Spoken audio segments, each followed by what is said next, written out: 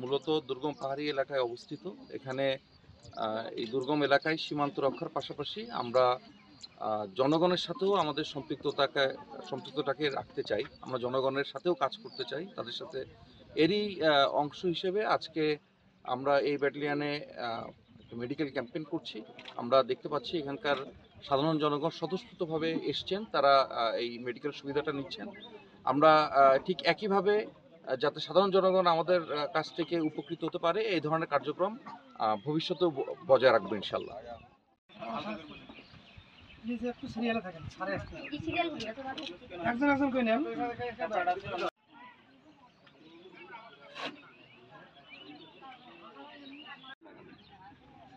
আর ওই জায়গাতে সাবান লাগাবেন।